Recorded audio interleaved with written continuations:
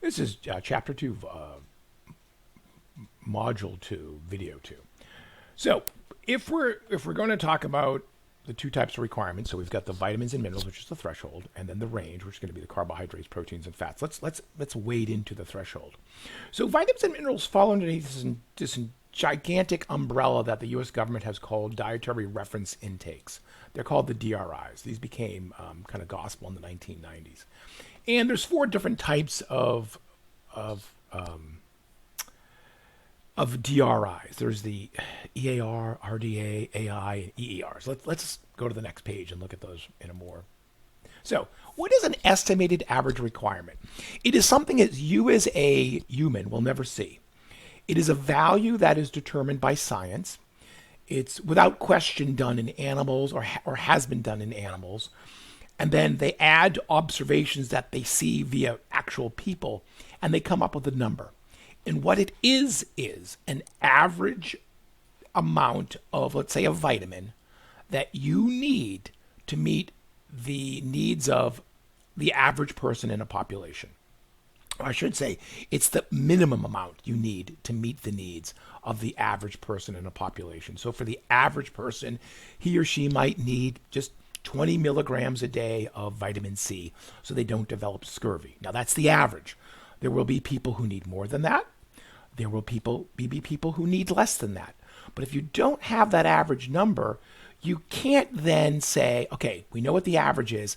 Let's boost it so we cover like the entire population of humans or females 18 to 50 or males 75 to 100, right? And so the EAR is what you never see. What you do see is called the RDA, the recommended dietary allowance. And it's basically based on this scientific calculation done with lab research and stuff. And they actually mathematically do this. They take this average number, like double it or whatever, and they come up with this new number that meets the needs of like the whole population. So for, again, this is just an arbitrary number. Let's say the average amount that you need. So the amount that you need so the average person doesn't get scurvy, deficiency of vitamin C. Let's say it's 20 milligrams a day. I'm not saying that it is. I'm just saying it's just for sake of argument. Well, then the government would come in and say, okay, if 20 is the average, we'll make it 70. Now that's a big number, but they're doing it to meet the needs of almost like 98% of the population. Not everybody, most people, and not sick people. These are actually designed for healthy people. Folks who do have medical conditions may in fact require like more or less, right? Based on medications and things like that. An RDA is set usually from vitamins and minerals we're pretty sure of. You can look at animals, you can look at people and say, yeah, if you don't consume this amount of iron, you're at risk for deficiency. There are some vitamins and minerals, it's just hard. You could look at people's intake of calcium for decades, and that may or may not predict if they get low bone density at 75, because so many other things play into that. So for some vitamins and minerals, there is not an RDA. There's a thing called an AI, an adequate intake. We believe, we guess that this amount is okay. Right? So for vitamins and minerals, you start with the EAR, which you, the consumer, never see, and then you come up with a recommended value by the government, the USDA, the NIH, the National Institutes of Health, whatever.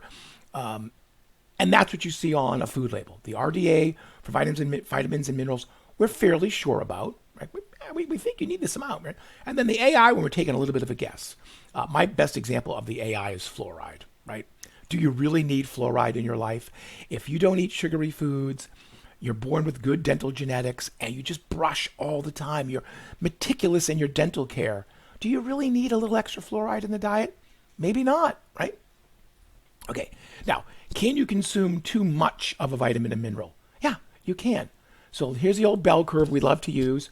Here's a population of Americans, let's just say females 18 to 50. And let's say we're talking about iron, right? There's an average iron need. Maybe it's 8 milligrams a day. Maybe it's 5 milligrams a day. But that's not what they're going to recommend for the whole U.S. population. They're going to recommend something like 18 milligrams a day. Or for pregnant women, 27 milligrams a day.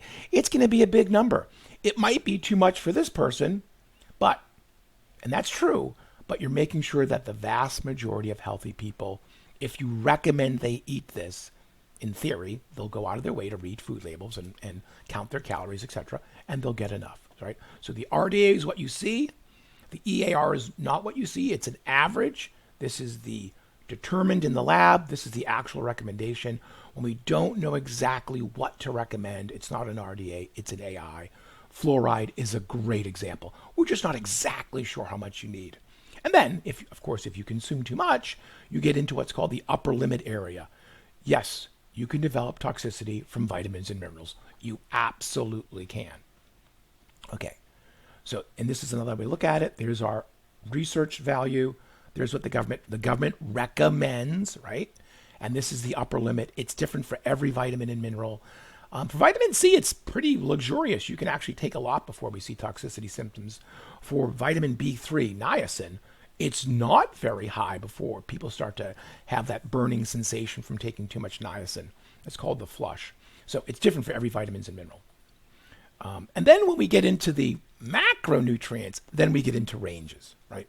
We're recommending you eat within a certain range, that your carbohydrates, which is the bulk of, for most people, the bulk of their energy, that should provide about 45 to 65% of all your calories per day. Now, athletes probably are going to run towards 65. And for those of us who aren't as active, we have to probably actively make sure we get down to 45% of our calories, because carbs are in everything, right? Simple carbs, sugar, starch, whatever, which is actually not simple. But now protein, 10 to 35. Who needs 35? I certainly don't. Power athletes who put a great demand on their musculature, and not just to build muscle, but to maintain the muscle that they built. And then when we get into fat, I think this is the one that surprises students the most. The standard recommendation from cardiologists, from the National Institute of Health, is you can consume 20 to 35% of your calories from fat. The thing that we revile about and we worry about the most in our life, you can actually eat it. It's got to be the right kind of fat.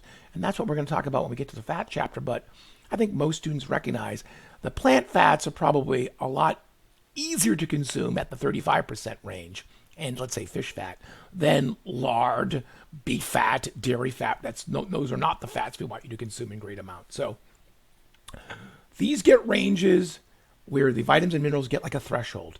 Eat more than.